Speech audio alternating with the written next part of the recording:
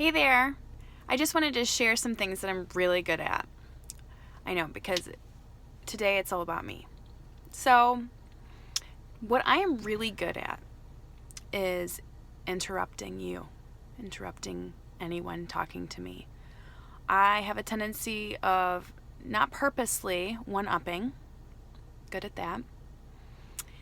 I'm also extremely exceptional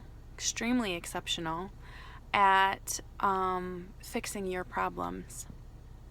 I'm good at that. Another thing I'm really good at is offering you advice without you even having to ask. It's amazing the kind of advice I can give when it's unsolicited.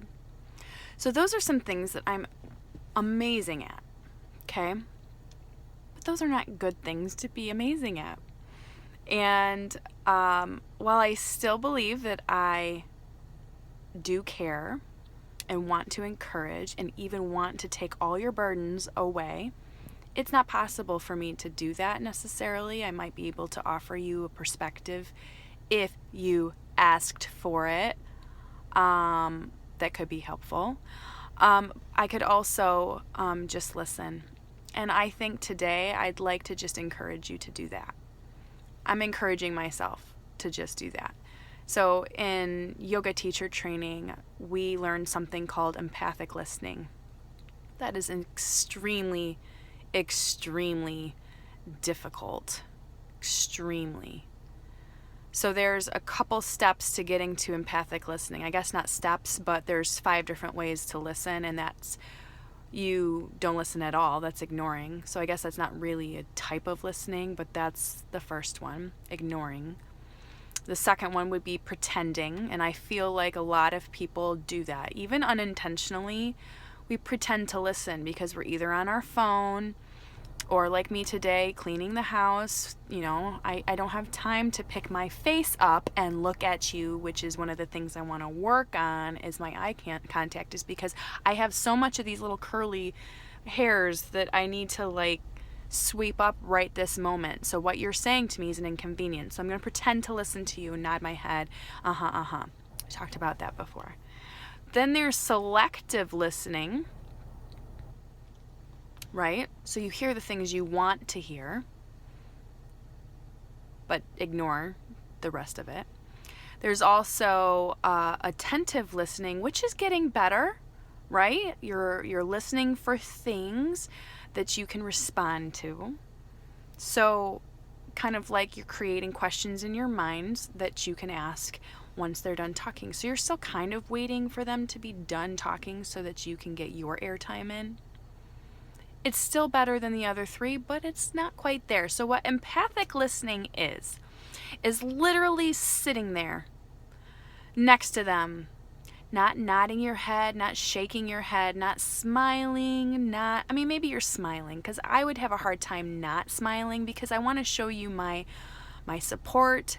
If I have to empathically listen to you, I need you to know that I'm here and I'm listening and I'm understanding, okay?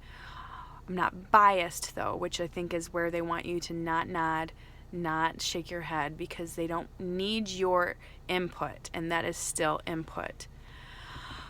So what empathic listening is just creating space for that person, a space that they can, in space, that is such a yoga term, isn't it? Creating space.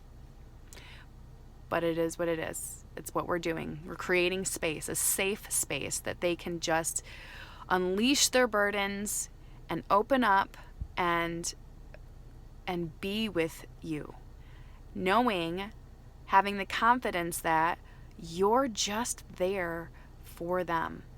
You're not trying to fix their problems. That's not what they're looking for. You're just there listening to them. And boy, that was one of the hardest things for me to learn, and I'm still learning, because I'll tell you, especially with my kids, on occasion with my husband too, I think we both struggle with this, is that I want to fix it for them. And a lot of times I interrupt them because I know what they're going to say. I'm really good at finishing people's sentences too.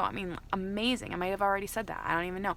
So you're I just, I know what you need, and I'm going to tell you right now while it's on my mind, because why waste another word? Why waste another breath on something that we can fix right now? Sometimes you just need to shut your mouth.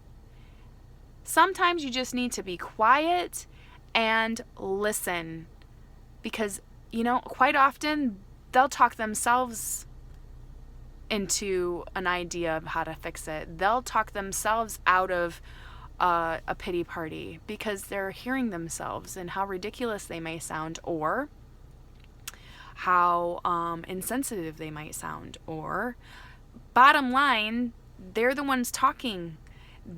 They might come to a realization just because you're there and listening to them speak. Maybe they haven't spoke in so long because they haven't wanted to address it, and they didn't feel safe enough to share it with anyone. And you're giving them permission to feel safe and to share. This one's a hard one for me. Shut your mouth, Sarah. Listen. You have 2 ears and 1 mouth for a reason. Use them in proportion. I don't know who said that to me before, but some teacher probably, or coach, I imagine, because this mouth doesn't close very often. So that's my word for you today. Try to listen. Don't fix it. I'm sure you have a lot of great ideas, and if they ask you, maybe then you can share them. But do it with empathy. Do it with care. Yeah. I'm going to try my best to do that. I hope you will too. We'll talk to you soon.